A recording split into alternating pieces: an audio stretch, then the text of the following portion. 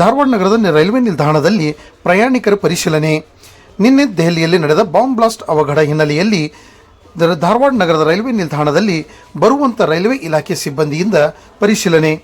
ದೆಹಲಿಯಲ್ಲಿ ನಡೆದ ಭಾರೀ ದುರಂತದ ಹಿನ್ನೆಲೆಯಲ್ಲಿ ಇಂದು ಧಾರವಾಡ ರೈಲ್ವೆ ನಿಲ್ದಾಣದಲ್ಲಿ ಬರುವಂಥ ಪ್ಯಾಸೆಂಜರ್ಗಳನ್ನು ಯಾವುದೇ ಅಹಿತಕರ ಘಟನೆ ಸಂಭವಿಸದಂತೆ ಅಧಿಕಾರಿಗಳು ಪರಿಶೀಲನೆ ನಡೆಸಿದರು.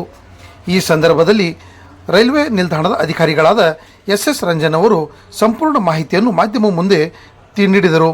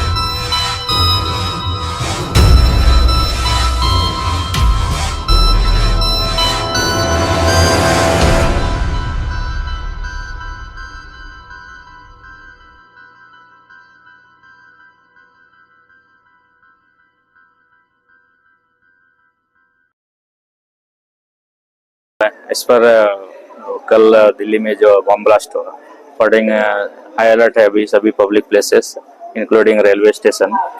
और जो भी इनकमिंग आउटगोइंग जो भी पैसेंजर्स है, लगेज सभी चेक किया जा रहा है। जो भी सस्पेक्ट है कुछ सबको चेक कर रहे हैं। सभी स्पॉट्स है, डॉग स्पॉट, सभी लोग अलर्ट में है। बॉम्ब स्क्वाड भी अलर्ट में है, शॉर्टली कभी भी आ सकते हैं ऐसा कुछ अगर सस्पेक्ट रहे तो। अभी फुल हाई अलर्ट पे हमारा स्टेशन है। कब से चेकिंग स्टार्ट किया सर? मॉर्निंग से, अर्ली मॉर्निंग स्टार्ट है। ऐसे कल रात में से ही आया था, रात में तो कुछ ट्रेन नहीं था, पब्लिक ट्रेन से मॉर्निंग से स्टार्ट हुआ है, तो मॉर्निंग से चेकिंग स्टार्ट कर दिया। ಇಲ್ಲಿ ಸ್ಟೇಷನ್ ಆಗಿದೆಲ್ಲ ಬಾಂಬ್ ಬ್ಲಾಸ್ಟ್, ಅದರಿಂದ ಇಲ್ಲಿ ಬಂದೋಬಸ್ತ್ ಹೆಚ್ಚಿಗೆ ಮಾಡಿದ್ದೇವೆ. ಮುಂಚೆ ಎಲ್ಲ ಇತ್ತು, ಈಗ ಜಾಸ್ತಿ ಮಾಡಿದ್ದೇವೆ.